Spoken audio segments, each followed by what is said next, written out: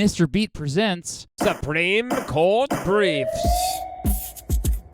Shelby County, Alabama, April 2010. The county sues the United States Attorney General, who at the time was Eric Holder. Why? Well, Shelby County said that parts of the Voting Rights Act of 1965 were unconstitutional. You know, the law that Martin Luther King Jr. and many others fought so hard to get passed to end voter discrimination that often targeted African Americans in the South. Shelby County had an issue with Section 5 of the Voting Rights Act, which required certain state and local governments to get clearance with the Attorney General if they wanted to change their election laws. Section 4B of the Voting Rights Act described a formula used to determine which governments would be subject to that pre-clearance requirement in Section 5. Shelby County was basically like, we ain't discriminating anymore, so why discriminate against us? It argued Sections 5 and 4B of the Voting Rights Act were unconstitutional and that the times had changed, so they were outdated anyway. Well, the judge, John D. Bates, sided with the Attorney General, saying that such requirements were still needed to fight discrimination. Oh, you know that Shelby County went all up and appealed, but on May 18th, 2012, the U.S. Court of Appeals for the D.C. Circuit agreed with the lower court. So Shelby County appealed again, this time to the Supreme Court, who agreed to hear oral arguments on February 27th, 2013. The court had a lot to consider for this case. Obviously, the Voting Rights Act, but also the 14th Amendment, which protects everyone's right to due process under the law, the 15th Amendment, which protects everyone from having their right to vote taken away based on, quote, race, color, or previous condition of servitude, and finally, the 10th Amendment, which reserves all rights not granted to the federal government to the states. Whew.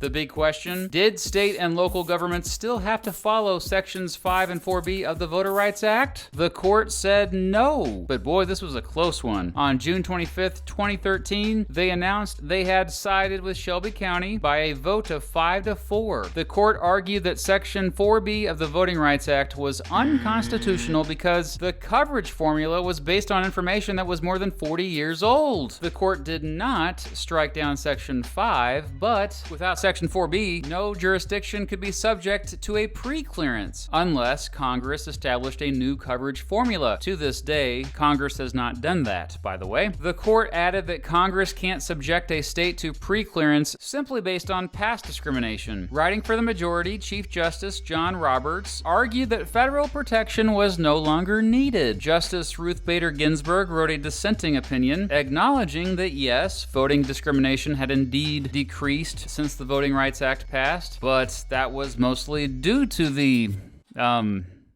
Voting Rights Act. Quote, throwing out pre-clearance when it has worked and is continuing to work to stop discriminatory changes is like throwing away your umbrella in a rainstorm because you are not getting wet. Ginsburg added that the 14th, 15th, 19th, 24th, and 26th Amendments all provided evidence that indeed Congress could get all up in the business of state and local governments in order to protect the vote. Today, Shelby County v. Holder remains a controversial decision. Critics have argued that the ruling has made it easier for state officials to make it more difficult for people of color to vote. One thing that is indisputable, since the ruling, several states that used to have to get pre-clearance under the Voting Rights Act have passed laws that have made it more difficult to vote, getting rid of things like early voting and same-day voter registration. 5 years after the ruling, around 1,000 polling places have been closed in the country. Most of these closed polling places were in counties with African American majority populations. One study also found that jurisdictions that used to have to get pre-clearance under the Voting Rights Act have dramatically kicked more folks off voter registration lists. And many of those taken off voter registration lists don't even know they've been kicked off.